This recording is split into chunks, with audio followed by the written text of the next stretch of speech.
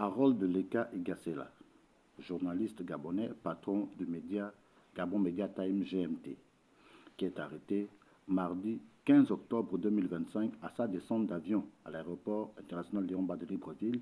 Il est rentré de France où il avait préparé une formation sur le renforcement de la démocratie et de la liberté de la presse. Il est cueilli à l'aéroport et emmené manu militari à la DGR où, dit-on, il aurait passé 5 jours menotté à une chaise. C'est du moins l'information révélée par le collectif des organisations de patrons de presse. Avant qu'on lui donne un matelas installé dans un couloir de la DGR où il aurait passé la nuit, et c'est au sortir de là qu'il aurait été présenté devant le parquet de Libreville où son mandat de dépôt aurait été acté. Et depuis, il est écroué à la prison centrale de Libreville. Question: pourquoi théâtraliser l'arrestation d'un journaliste? Fut-il pour des faits relevant du droit commun? Était-il un dangereux gangster pour qu'on ait besoin de le cueillir de cette manière à l'aéroport? Parce que s'il avait voulu fuir, puisqu'il savait qu'il devait déférer une convocation à la DGR, selon ses proches, s'il savait qu'il pouvait risquer de se retrouver en prison, serait-il rentré au Gabon? C'est parce qu'il avait donné gage de sa bonne foi de se présenter devant les autorités qu'il avait convoquées pour donner sa part de vérité dans cette affaire portant non-respect du contrat signé en 2020 entre son entreprise et la Caisse de dépôt de consignation CDC, contrat portant des productions publicitaires. Contrat qui n'aurait pas été honoré selon la CDC, qui a donc décidé de le poursuivre. L'indignation dans l'opinion qui ne comprend pas pourquoi on va arrêter un journaliste de cette façon alors qu'il y a des fossoyeurs de données publiques qui courent les rues, qui sont libres de tout mouvement, et pourtant les faits contre eux sont bel et bien avérés. L'indignation tient notamment donc au fait que Harold Leka Igasela ne s'est pas levé de lui-même pour aller à la CDC en 2020 demander qu'on lui donne plus de 10 millions de francs CFA par mois. Du moins qu'on donne ça à son entreprise pour réaliser des productions publicitaires pour le compte de la CDC. On lui a proposé un contrat, ce contrat a été signé d'accord parti, et l'argent, il ne le prenait pas lui-même, cet argent lui était reversé, lui était payé. Alors, pourquoi une affaire commerciale devient-elle pratiquement une affaire d'État? Le fait est pourtant très simple. Deux entreprises qui se mettent d'accord pour des productions publicitaires moyennant un coût. Le montant est négocié et le contrat est signé, l'argent est reversé chaque mois. On dit dans cette affaire que Harold Leka Igasela aurait bénéficié d'autres prébendes supplémentaires en termes de bonus. Là encore, la question est simple. A-t-il demandé qu'on lui donne ces bonus? S'il s'était par exemple agi d'un cas de chantage, on comprendrait. Mais cette affaire relève purement du commercial, puisque selon les autorités compétentes qui sont bien embarrassées dans cette affaire, il ne s'agirait nullement d'un délit de presse, mais d'une affaire relevant de droit commun. Alors, une affaire relevant de droit commun, mais là on est dans le domaine du commercial, c'est entreprise contre entreprise. Si une des parties se sent lésée dans un contrat sans être spécialiste, la partie qui se sent lésée dénonce le contrat et il y a des juridictions compétentes pour régler ce genre de litige.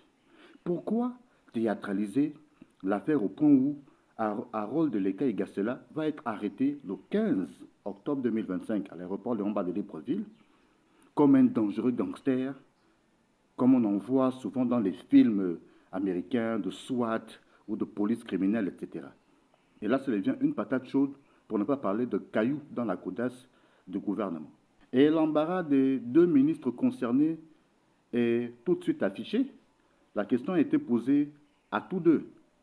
Séraphin Akouré-Davin, ministre de la Justice, garde des Sceaux, et Paul-Marie Ngonjou, ancien ministre de la Justice, aujourd'hui ministre de la Communication, qui ont simplement dit que c'est une affaire qui relève du droit commun, sans plus, mais l'embarras apparaît clairement sur le visage de ces deux membres du gouvernement, et l'embarras se ressent même dans les propos qu'ils tiennent pour essayer de justifier les choses.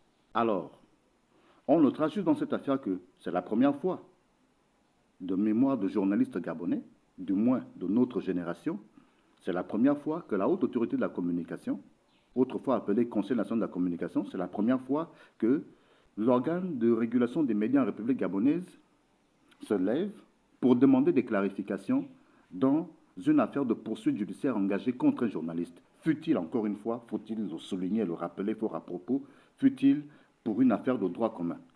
Dans un communiqué lu dernièrement et diffusé sur les médias nationaux, la haute autorité de la communication, par la voix de son président, dit avoir essayé de savoir exactement de quoi il en retourne dans cette affaire, mais n'a pu avoir gain de cause. Parce que tout ce que l'on retient, et c'est aussi l'objet aussi de la conférence de presse du procureur en charge du dossier, cette affaire relèverait simplement de droit commun au point de théâtraliser les choses. Et malheureusement, il y a beaucoup d'encre et de soleil qui coule dans l'opinion, et voilà qui donne du grain à moudre aux détracteurs du président de la République. Parce que, au moment où on se dit que le pays décolle, que les choses sont en train de se faire, c'est bien tout cet embellissement, des édifices qui sont construits, des routes, des gratte-ciels, etc. Mais ce genre de taches noires sur le vêtement blanc des autorités de la République, en avait-on besoin du tout? Mais voilà qui va faire tâche, et voilà qui peut contribuer à écorner l'image du Gabon à l'extérieur, notamment s'agissant de la liberté de la presse. Parce que malheureusement, dans cette affaire, tout semble donner l'impression qu'on politiserait et qu'on en ferait une affaire politico-judiciaire de quelque chose qui aurait pu être réglé autrement. Encore une fois, l'entreprise Gabon Media Time est bien domiciliée au Gabon. Ses comptes dans les banques où son argent est déposé sont connus. Le patron de ces médias réside au Gabon, il a voyagé, il est rentré. Pourquoi avait-on besoin de faire autant de théâtre, autant de tintamarre médiatique autour de cette affaire?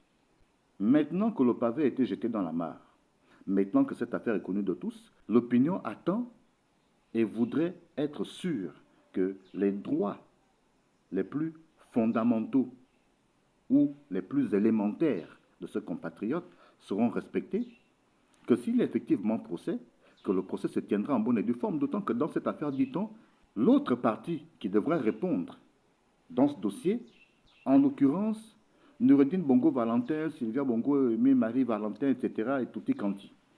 Si les parties concernées, toutes les parties concernées ne sont pas présentes sur le sol gabonais, et d'autant que lui réside sur le sol gabonais avec sa famille, son entreprise est bien domiciliée au Gabon, pourquoi s'acharner simplement sur lui? Est-ce qu'on est sûr qu'en arrêtant Harold Leka et Gassela, les autres concernés dans cette affaire consentiront à rentrer au Gabon pour se présenter devant le juge ou du moins devant le parquet de Libreville? Rien n'est moins sûr. Et malheureusement donc, voilà quelqu'un qui semble passer pour le parfait bouc émissaire dans cette affaire. Tout ce qu'on va donc espérer, c'est que les droits les plus élémentaires du confrère vont être respectés, des droits humains, des droits légaux, que la procédure, viciée manifestement dès le départ, au moins se terminera conformément aux droits et conformément aux lois en vigueur en République gabonaise en la matière. Voilà pour le moment dans ce dossier. On attend, tout comme l'opinion, de savoir ce qu'il en sera au final. Très bien, on avance.